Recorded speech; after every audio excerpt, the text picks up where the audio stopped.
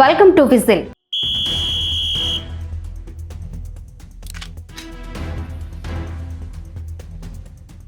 సుమారు 120 సంవత్సరాల క్రితం కడు పేదరికంలో పుట్టి పెరిగి పెద్దవాడై తాను కోరుకున్న జీవితం ఇది కాదు, నాకే ఎందుకు ఈ కష్టాలు అంటూ తీవ్ర నిరాశ మానసిక ఒత్తిడికి లోనైన యువకుడి పేరు డేల్ కార్నెగీ. రకరకాల చిన్న చితక ఉద్యోగాలు చేశాడు. తృప్తి లేదు, ఏదో తెలియని మానసిక ఒత్తిడి. చివరకు అమెరికాలో వయోజనులకు అంటే పెద్దవారికి పాఠాలు చెప్పడం మొదలుపెట్టాడు. పాఠాలు అంటే ఏబిసిడీలు కాదు, వ్యాపార సమస్యల పరిష్కారాలు. వారి కాళ్ళ మీద వారు నిలబడి ధైర్యంగా ఆత్మవిశ్వాసంతో 4 మాటలు మాట్లాడగలగడం ఎలా, ఎదుటి వారిని ఆకట్టుకోవడం ఎలా అనే కళను డేల్ కార్నెగీ తన విద్యార్థులకు నేర్పవలసి వచ్చింది. మానవ సంబంధాల గురించి సరైన పుస్తకం ఏదీ లేకపోవడం కారణంగా డేల్ కార్నెగీ ఒక పుస్తకం రాశాడు. ఆ పుస్తకం కార్నెగీ తన ఆలోచనలు, తన మేధస్సు ఉపయోగించి రాయలేదు. తన క్లాసులో వయోజన విద్యార్థుల అనుభవాల నుండి ప్రారంభమై యుగ యుగాలుగా తత్వవేత్తలందరూ ఆందోళన గురించి ఏమన్నారో చదవడం ప్రారంభించాడు. వందల కొద్దీ జీవిత చరిత్రలను అధ్యయనం చేశాడు. ప్రపంచ ప్రముఖులను ఎందరినో ఇంటర్వ్యూలు చేశాడు. ఆ విధంగా ఆందోళన అనే ప్రయోగశాలలో పనిచేసి విజ్ఞానం ఫలించిన చిట్కాల సమూహం అన్న ఫ్రెంచ్ తత్వవేత్త వేలరీని అనుసరించి ఒక పుస్తకం రాశాడు. అది ప్రపంచవ్యాప్తంగా 30 మిలియన్ కాపీలు అమ్ముడుపోయాయి. అంటే 3 కోట్ల మంది కార్నెగీ రచనకు ప్రపంచం బ్రహ్మరథం పట్టింది. ఆ పుస్తకం పేరు how to stop worrying and start living పేరుతో అచ్చయింది. తెలుగులో ఆందోళన చెందకు, ఆనందంగా జీవించు అనే పేరుతో అచ్చయింది. విజిల్ ప్రేక్షకుల మానసిక ఆరోగ్యం కోసం మా ప్రేక్షకులు ఆందోళన చెందకుండా ఆనందంగా జీవించాలనే ఉద్దేశమే మా ఈ ప్రయత్నం. 1871 వసంతకాలంలో ఒక యువకుడు ఒక పుస్తకం తీసుకుని కొన్ని మాటలు చదివాడు. అవి అతని భవిష్యత్తు మీద చాలా లోతైన ప్రభావాన్ని చూపాయి. మాంట్రియల్ జనరల్ హాస్పిటల్లో మెడిసిన్ స్టూడెంట్గా ఉన్న ఆ యువకుడు ఫైనల్ పరీక్ష పాస్ అవ్వడం గురించి, ఆ తర్వాత ఏం చేయాలి, ఎక్కడికి వెళ్ళాలి అనే విషయాల గురించి, డాక్టర్గా ప్రాక్టీస్ని ఎలా సాగించాలనే దాని గురించి, భవిష్యత్తులో తన సంపాదన గురించి చాలా ఆందోళన చెందాడు. 1871లో ఈ యువకుడు, ఈ వైద్య విద్యార్థి చదివిన ఆ కొన్ని మాటలు అతను ఆ తరంలోకెల్లా పేరు పొందిన డాక్టర్గా తయారవ్వడానికి సహాయపడ్డాయి. ప్రపంచ ప్రఖ్యాతి పొందిన జాన్స్ హాప్కిన్స్ స్కూల్ ఆఫ్ మెడిసిన్స్ని అతను ఏర్పాటు చేశాడు. ఆక్స్ఫర్డ్లో రెజియస్ ప్రొఫెసర్ ఆఫ్ మెడిసిన్ సాధించాడు. బ్రిటిష్ సామ్రాజ్యంలో డాక్టర్లకి ఇవ్వబడే అతిపెద్ద గౌరవం అది. ఇంగ్లాండ్ రాజు అతనికి సర్ బిరుదు ప్రదానం చేశాడు. అతను చనిపోయాక అతని జీవిత చరిత్రని తెలిపేందుకు దానిని 2 పెద్ద గ్రంథాలలో 1466 పేజీల్లో పొందుపరచవలసి వచ్చింది. అతని పేరు సర్ విలియం ఆస్లర్. అతను 1871లో చదివిన కొన్ని మాటలు థామస్ కార్ల్ రాసినవి. అతని మనసులోని చింతని పోగొట్టిన ఆ మాటలు దూరంగా మసకగా ఉండేదాన్ని చూడడం మనం చేయవలసిన ముఖ్యమైన పని కాదు. చేతికందే దూరంలో స్పష్టంగా కనిపించే దానిని చేపట్టడమే మన కర్తవ్యం. 42 ఏళ్ల తరువాత ఒక అందమైన వసంత రాత్రి విద్యా సంస్థ ఆవరణలో ట్యూలిప్ పువ్వులు పూస్తున్న వేళ ఈ వ్యక్తి సర్ విలియం ఆస్లర్ ఏల్ విశ్వవిద్యాలయం విద్యార్థుల ఎదుట ఉపన్యసించాడు. 4 విశ్వవిద్యాలయాల్లో ప్రొఫెసర్గా పనిచేసి జనరంజకమైన ఒక పుస్తకాన్ని కూడా రాసిన తన వంటి వ్యక్తికి ప్రత్యేకమైన తెలివితేటలు ఉన్నాయని అందరూ అనుకుంటారని అతను ఆ ఏల్ విద్యార్థులతో అన్నాడు. కానీ అది నిజం కాదని, తన ఆప్తమిత్రులకి తన తెలివితేటలు చాలా సామాన్యమైనవని తెలుసని అతను అన్నాడు. అయితే మరి అతని విజయ రహస్యం ఏమై ఉంటుంది? దానికి కారణం వర్తమానంలో ఏ రోజుకారోజు పరిమితమై జీవించడమే అని అతను అన్నాడు. అతను అన్న మాటలకి అర్థం ఏంటి? సర్ విలియం ఆస్లర్ ఒక పెద్ద ఓడలో అట్లాంటిక్ మహాసముద్రాన్ని దాటాడు. ఆ ఓడ కెప్టెన్ బ్రిడ్జ్ మీద నిలబడి ఒక బటన్ నొక్కేసరికి వెంటనే ఓడంతా యంత్రాల చప్పుడు వినిపించి ఆ ఓడలోని భాగాలు వేటికవి వాటర్ టైట్ కంపార్ట్మెంట్లుగా విడిపోయేవి.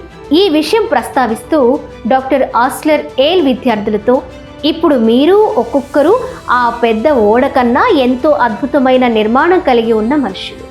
మీ ప్రయాణం కూడా ఆ ఓడ కన్నా ఎక్కువ దూరం సాగేదే. అందుచేత మీ ప్రయాణం చాలా సురక్షితంగా సాగడానికి మీరు జాగ్రత్తలు తీసుకోవాలనుకుంటే మీరు మీ శరీరాన్ని మనసుని అదుపులో పెట్టుకుని ఏ రోజుకు ఆ రోజు వర్తమానంలోనే జీవించడం నేర్చుకోమని కోరుతున్నాను. ఓడలోని గదులను వేరు చేసే గోడలు సరిగ్గా పనిచేస్తున్నాయో లేదో చూడండి. బటన్ని ముట్టుకొని మీ జీవితంలోని ప్రతి దశలోనూ ఇనుప తలుపుల భూతకాలాన్ని మూసివేస్తూ గతించిన నిన్నటి రోజుల్ని తొలగిస్తూ మూసుకుంటున్నాయా లేదా అని చూడండి. ఇంకొక బటన్ని ముట్టుకుని భవిష్యత్తుకు కూడా ఇనుప తెరని వేసేయండి. అవి ఇంకా పుట్టని రేపటి రోజులు. అప్పుడిక మీరు సురక్షితంగా ఉండగలుగుతారు. ఈ రోజు కోసం సురక్షితంగా ఉంటారు. గతాన్ని వదిలేయండి. జీవం లేని భూతకాల్ని పాతి పెట్టండి. నిన్నటి దినాలని అక్కడే ఆపండి. రేపు అనే బరువును నిన్నటి దానితో కలిపి ఈరోజు మొయ్యవలసి వస్తే ఎంతటి బలిశాలైనా కూడా తడబడతాడు. గతానికి లాగే భవిష్యత్తుకి కూడా తలుపుల్ని గట్టిగా బిగించండి. భవిష్యత్ అనేది ఈరోజే, రేపు అనేది లేదు. మనిషి తరించేది ఇవాళే. శక్తిని వృధా చేయడం, మనసు కలతపడడం, నరాల బలహీనత వల్ల కలిగే భయాలు భవిష్యత్తును గురించి ఆతురతపడే వారిని వెంబడిస్తాయి. అందుకని గడిచినవి రాబోయేవి అనే పెద్ద తలుపుల్ని మూసేయండి. ఈరోజు అనే గదికే పరిమితమైన మీ జీవితానికి అలవాటు పడడానికి తయారుగా ఉండండి అని అన్నాడు. మన రేపటి కోసం సంసిద్ధం కావలసిన అవసరం లేదని డాక్టర్ ఆర్సిల్ అన్నాడని మనం అర్థం చేసుకోవాలా? కాదు, కానే కాదు. కానీ తన ఉపన్యాసంలో రేపటి కోసం సంసిద్ధం అయ్యేందుకు అన్నిటికన్నా ఉత్తమమైన మార్గం మీ తెలివితేటలనన్నిటినీ, మీ పూర్తి ఉత్సాహాన్ని ఈరోజు చేయవలసిన పనిని అద్భుతంగా చేయడం మీద లగ్నం చేయడమే అన్నాడు. భవిష్యత్తు కోసం మిమ్మల్ని మీరు సిద్ధం చేసుకోవడానికి పనికి రాగల మార్గం ఇదొక్కటే. రేపటి గురించి చింతించకు, ఎందుకంటే రేపు తన గురించి తానే స్వయంగా ఆలోచించుకుంటుంది. ఈనాడు ఉన్న చెడు గురించి ఆలోచించడానికి ఈ ఒక్కరోజే సరిపోతుంది. రేపటి గురించి ఆలోచించండి. రేపటి గురించి ఆలోచించండి. మీ శాయశక్తుల ప్రణాళికలు వేసుకోండి. జాగ్రత్తగా ఆలోచించి పథకాలు రూపొందించండి. కానీ ఆతురతపడకండి. ఒక ఓడ మునిగిపోతే దాన్ని మళ్ళీ పైకి తీసుకురావడం నా వల్ల కాదు. అది మునిగిపోతూ ఉన్నప్పుడు కూడా నేను దాన్ని ఆపలేను. నిన్నటి సమస్య గురించే ఆలోచిస్తూ చిరాకు పడడం కన్నా రేపటి సమస్యని పరిష్కరించడం ఎలాగా అని ఆలోచించడం వల్ల నేను సమయాన్ని సదుపయోగం చేసుకోగలుగుతాను. అంతేకాక అలాంటి ఆలోచనలు నన్ను చుట్టుముడితే నేను ఎక్కువ కాలం సరిగ్గా పనిచేయలేను అన్నాడు అడ్మిరల్ కింగ్. సరైన ఆలోచన కార్యకారణాలకి సంబంధించింది. అది తార్కికమై నిర్మాణాత్మకమైన ప్రణాళికలకి దారితీస్తుంది. తప్పు ఆలోచనలు తరచూ ఒత్తిడిని కలగజేసి నరాలను దెబ్బతీస్తాయి. ఒకే ఒక్క ముందడుగు చాలు నాకు. నా కాళ్ళకి స్థిరత్వం ఇమ్ము. నేను నిన్ను అడగడం లేదు నాకు దూరదృశ్యాల్ని చూపమని. నాకు ఒకే ఒక్క ముందడుగు చాలు అని మీ ఇష్ట దైవాన్ని ప్రార్థించండి. మన వర్తమాన జీవన విధానంపై ఉన్న ఒక భయంకరమైన నిజం తెలుసుకోండి. ఆసుపత్రుల్లో సగం పైగా బెడ్లు మానసికంగానూ నరాల జబ్బుతోనూ కృంగిపోయిన రోగులతో నిండిపోతున్నాయి. ఆ రోగులందరూ గడిచిపోయిన రోజుల భారాన్ని మోస్తూ రేపటి దినాల గురించి భయపడుతూ నలిగిపోయేవాళ్లే. వివేకవంతుడికి ప్రతిరోజు ఒక కొత్త జీవితమే. ఏ రోజు కారోజు నేను బ్రతకగలనని, వివేకవంతుడికి ప్రతిరోజు ఒక కొత్త జీవితమేనని గ్రహించండి. మానవ స్వభావం గురించి తెలిసిన అతి విషాదకరమైన విషయం ఏంటంటే మనందరం జీవించడాన్ని వాయిదా వేస్తూ పోతాం. క్షితిజం దగ్గరున్న ఒక అద్భుతమైన గులాబీ పూల తోట గురించి మనందరం కలలు కంటూ ఉంటాం. కానీ మన కిటికీ బయట ఈరోజు పూస్తున్న గులాబీ పువ్వులను చూసి ఆనందించాం. మన జీవితం అనే ఊరేగింపు ఎంత విచిత్రమైంది. ఒక చిన్న పిల్లాడు నేను పెద్దయ్యాక అంటాడు. కానీ దానికి అర్థం ఏంటి? పెద్ద పిల్లవాడు నేను పెరిగి పెద్దవాడినయ్యాక అంటాడు. ఆ తరువాత పెద్దవాడయ్యాక నేను పెళ్లి చేసుకున్నాక అంటాడు. కానీ పెళ్లి చేసుకోవడం అంటే దానివల్ల ఏం జరుగుతుంది? అప్పుడు ఆలోచన మారి నేను ఉద్యోగం చాలించుకున్నాక అంటాడు. తీరా పదవి విరమణ వచ్చాక అతను వెనక్కి తిరిగి తను ఇందాక ప్రయాణం చేసొచ్చిన దానికేసి చూసుకుంటాడు. ఆ దారంతా చలిగాలులు వీస్తున్నట్లు అనిపిస్తుంది.